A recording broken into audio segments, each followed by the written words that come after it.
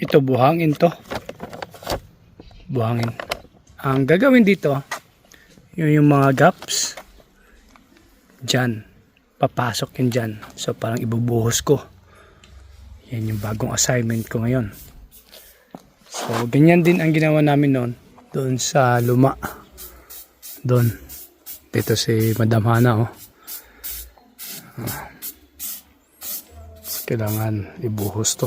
So wawalisin para makapasok sa butas. Yan.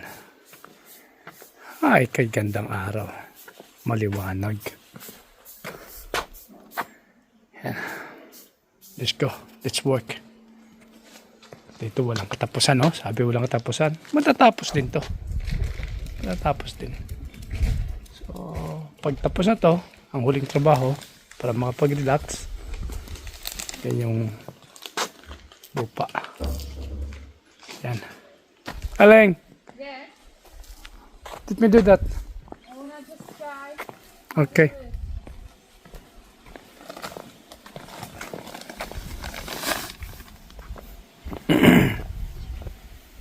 So, tingnan natin. Si Ana, susubukan niya paano. Ganito lang yan, oh. Yan. Para... diba? So, ito ngayon malalim tong butas na to. Kaya malaking magagastos na buhangin. Binili pa tong buhangin. So, ganito talagang purpose ng buhangin na to. Diba? Yan lang. Tandahan. Gastos ka na mga 2 oras dito sa kaganyan lang. 3 oras. Ayan. Okay? Okay na.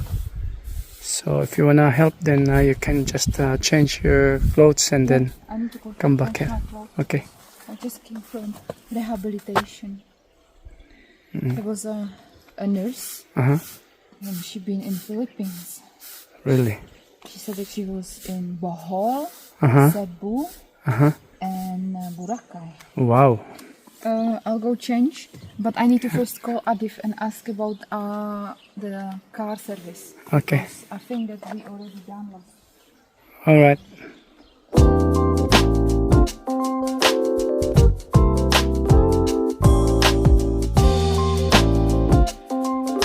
So ito yung magiging itsura niya pag nalagyan na siya ng buhangin.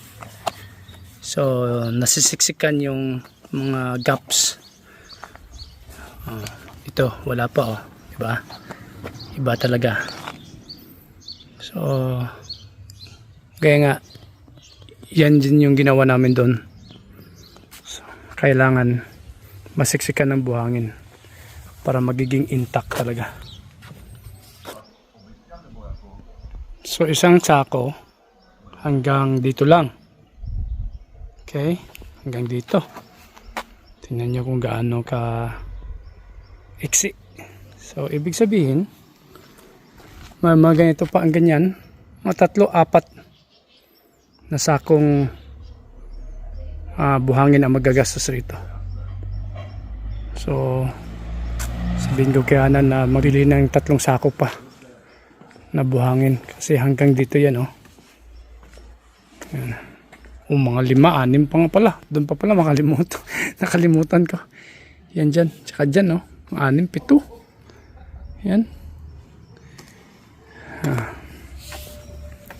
Kasi dati yan din ang ginawa namin dito.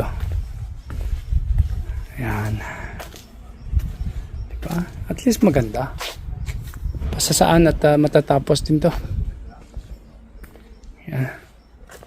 Sabi niya na magbibihis ako, tutulungan kita. Tapos na. Wala na kasing buhangin. Isang sako lang. Biglang umulan. Yan. Yan. Okay. Medyo malamig na naman. Ito talaga rito. Okay. Saturday, ganda ng panahon. Ang lahat nandito sa bahay. So, nanangalian dito sa pergola. Nagbabarbecue rito. So, yun. Ale my se to nechce mít. Yan. Nakretové to pozdě, nebo to praska. Kunang kamatis siguro. Yun. Pang sausaw sa barbecue.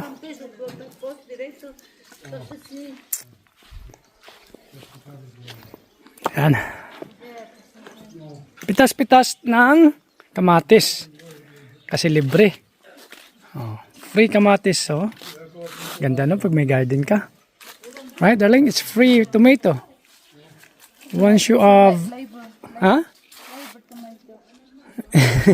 Labor tomato. It's not worth it? Nothing is for free. Nothing is for free. Yeah, that's true because you work hard for this. You will not have tomato if you don't dig your garden. Okay, let's go. Oh, da. To se přibírá, nechci. Tapos cheese. To se ten Harry podíje. Sarap. A co to ty? Sofia. Oh. Co to to? Oh, meron pa ito, mga hotdog, patatas. Yan. Může být tak? Ten modrý. Ještě mám? Ne. Podej mi ten nůž, ten modrý, říkám. Ty on oči Musím otevřet. On se otevřet jenom. To nejde. Tam máš přívor, mami, ne s tím rukama. To sarap to, cheese. Nestarej se o mě.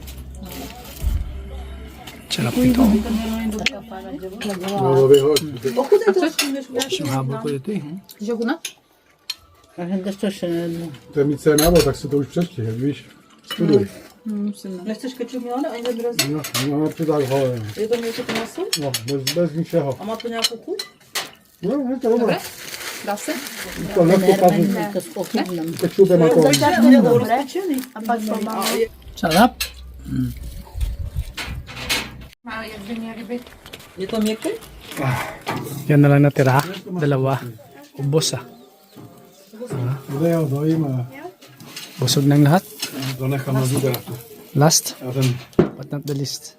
salám opečený. Yeah. Já jsem se spala jakým. Ještě puste, to ti dám tady.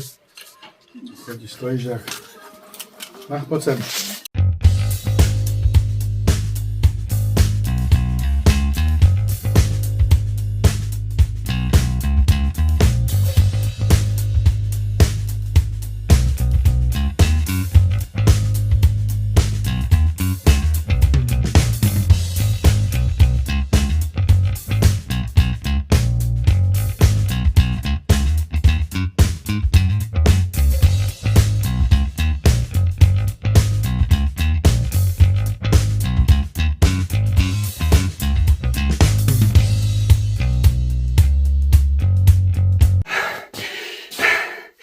Legs exercise.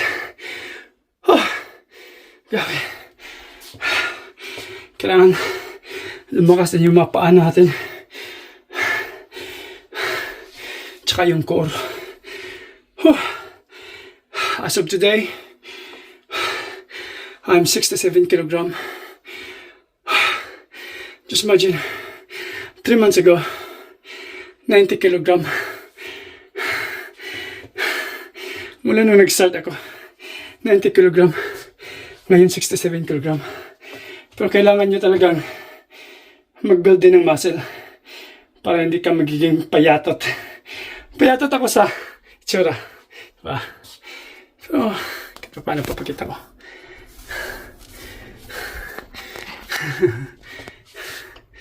Meron tayong muscle. Oh. Feeling ko nasa 32, 33 ako. Ito yung katawan ko nung mga 34, 35, 36 nung nag-gym ako sa England. Pero mas payat ako ngayon. Kasi nung sa England ako, siguro dahil may muscle ako nun, 72, 73 kilogram, pinakamababa ko na yun. Pero dito umabot ako ng 67 ngayon. Pero at least nagbe-build ako ng muscle. Kaya ng maraming protein na. Protein talaga para hindi ka madaling magutom. Para sa isang araw, kaya mong kumain ng 2 beses without snacking. Makuha mo yung calorie mo. Kasi sa height ko, 5'7", 67 kilogram, kailangan ma-reach ko ang 1,900 to 2,000 calories. So, sabihin na natin, nagde-deficit ako ng mga 300 calories. 1,700. Pero yung kinakain ko, kasi tinitimbang ko yung kinakain ko. Kinakakulit ko yung kinakain ko. Umabot lang ako minsan ng 1,300. Hindi na nga ako umabot ng 1,400 calories. So, mababa masyado yun. Huwag yung gayahin. Pero, dahil nakasanayan ko na, kayang-kaya naman. Ang malaga, rich in protein. Nagtitake din ako ngayon ng whey protein. Kailangan din ng mga vegetables. Yung kinakain ko yung sauerkraut para may fiber talaga ako. So yun, tuloy-tuloy ang exercise. Paikot-ikot kami rito. Kagagaling lang namin doon sa yung unang may-ari kay Sisi. Hindi namin sila may pakita dahil sa privacy. Pero tapos na kaming bisita doon at dito kami nag-visit sa restaurant. Maganda rito, masarap ang kwanda dito. Ang beer. Okay. Where are we gonna sit? Over there, darling? That's different one there? Okay. Sa lahat ng beer na natikman ko dito sa Czech Republic, ito ang pinakamasarap, Kodiak. So, ito ang ating u-orderin ngayon. Tingnan natin kung pareha pa rin ang lasa. Darling, what is Pivo Piatlavny? That's in bottle. Battle. In this one sipo is in That's from the pipe. yeah, I want this in the pipe. Pipe is the best. It's brewed. Okay. Okay. What's yours? I'm gonna have a beer.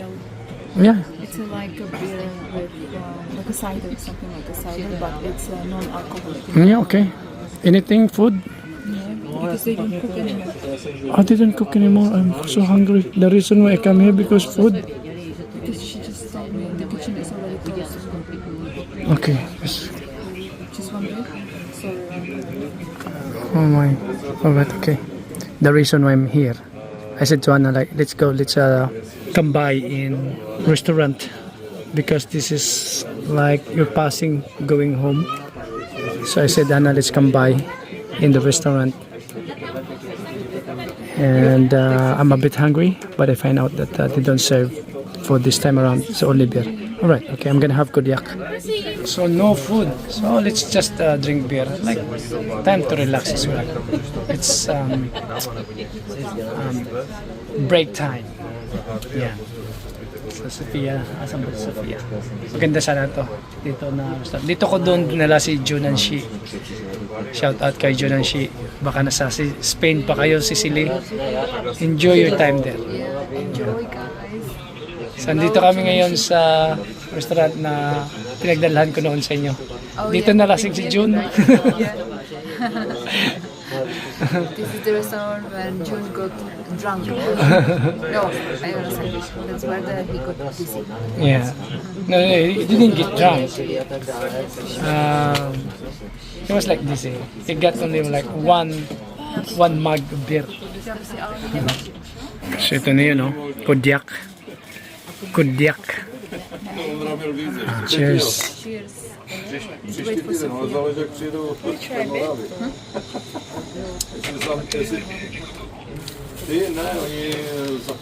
And for me, this is the best beer ever in Czech. No, that you like this beer. I thought that you were here after beer, but sorry, there is no food.